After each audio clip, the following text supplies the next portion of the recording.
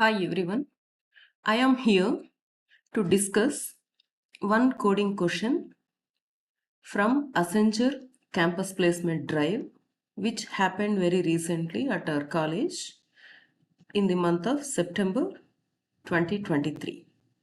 So this question is collected from the students after their examination. So according to their statements, I have reframed the question, and the question goes like this. For the given A, B, N values, find the minimum number of operations required to make either A or B strictly greater than N by performing any of the operations given below. So what are the operations they are allowing? Increment A by B. That means you can make A equal to A plus B, or increment B by A. You can make B equal to A plus B. These two are the options given. What is the task? If A, B, N, A, B are two numbers, N is the value, we have to check with A and B. These three will be given as input.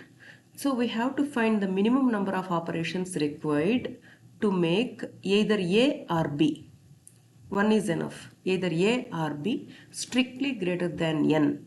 It is not like equal to, it must be greater than N by performing any of the operations given below. So there we can perform any number of operations, but we expect the minimum number of operations required to make A or B greater than N. Then this question can be solved using two approaches: iterative method or non-recursive method, and the second one is recursive method. So let us see how this coding question can be attempted. First, I will work with iterative method, then I will explain how that can be formulated to recursive method.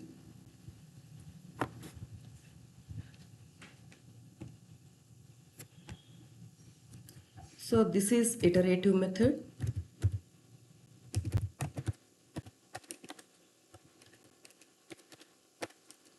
First, we need to read input from the user. What is the input required? A, B, N. So I will write input function. As we are giving multiple values in the same row separated by space, I will be using split function. Then this will produce, this statement input.split will produce the values given in the form of a list, but those elements will be considered as string type. So we have to convert them into integer type first. When we have to convert multiple string values into integer at once, the best method is map function. Using map function, map int comma, the first parameter is int and the next one is the list of strings. Then this int method will be applied on each and every individual string, and that will be produced as a map object, which is more like list.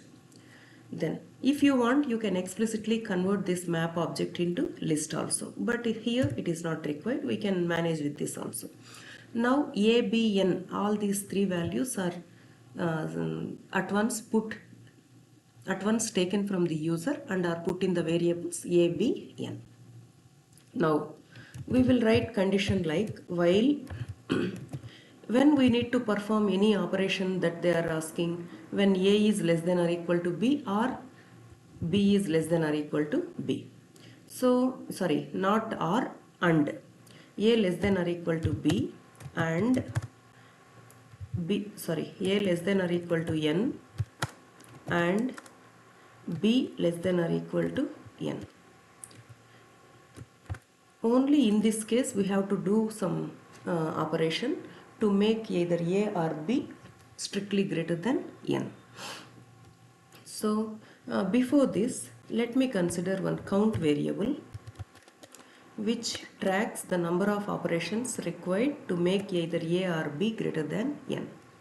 If A less than B, if A value is lesser than B, then increment A by B. Else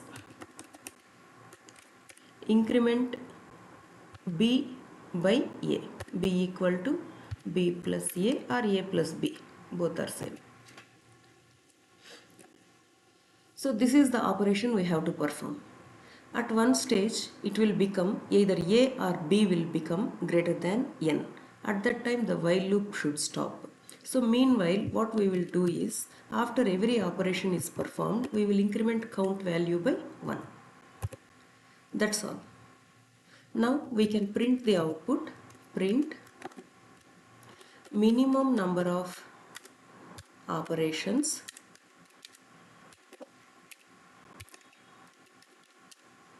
required equal to comma. So what is the value we have to display? Count. Yes. Let us run this program with different inputs. Suppose if I give 1, 2, 3 as input, I must get the output 2. That is one sample test case they have given in the exam also.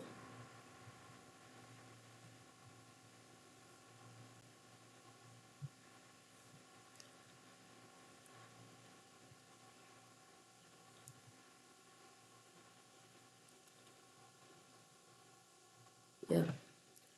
So first I will give 1 space 2 space 3. That means A is 1, B is 2, N is 3. So to make either A or B equal greater than N, what I can do is either I can add 2 to 1, that will become 3, then one more time if I run the iteration, in second time it will be greater than 3. Another option we have is add 1 to 2. Okay, so the output of this must be 2. Minimum number of operations required is 2. Let me give another input. 4, 7, 10. The expected output for this is 1. Yes, exactly. So minimum number of operations required equal to 1. So this is by using iterative method. Now we will see another version, that is using recursive method, how we can solve this one.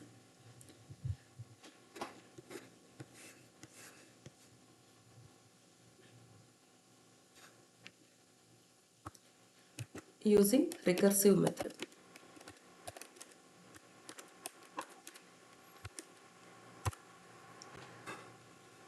This is quite powerful and very interesting recursive method.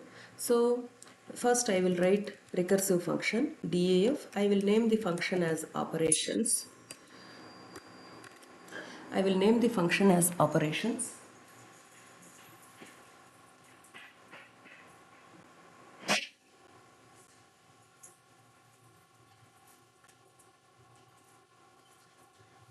The parameters that it can take is A, B and N.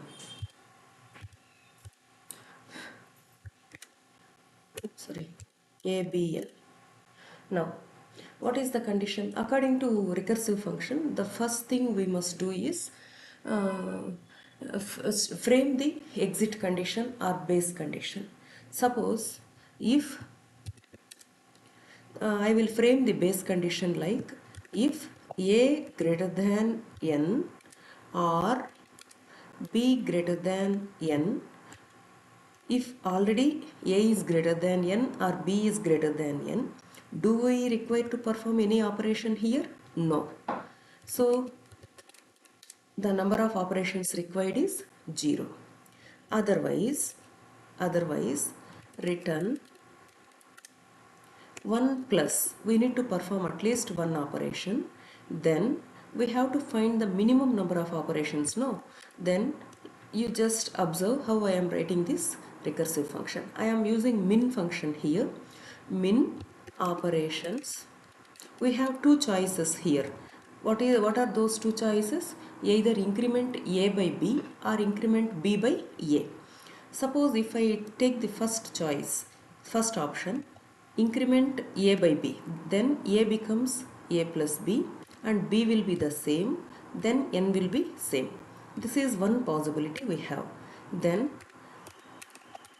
another possibility that we have is operations. A will be the same, b will become b plus a. B will be incremented by a, no? B becomes b plus a and n. Okay, so out of these two options, whichever gives the minimum value will be taken. That is the beauty of this recursive function. Then this will work equally good as iterative version. Now let me just read the input from the keyboard. A, B, N equal to just as we did in earlier example, map int, sorry, int comma input dot split. Now let me call this function. Um, some OP operations equal to operations of a comma b comma n. Now let me display the result. Print minimum number of operations required equal to comma OP. Okay, let us run this code. Let me give the same input which I have given for iterative method. 1, 2, 3. Yes, we are getting the same output. Let me run this one. I will give another input 4, 7, 10.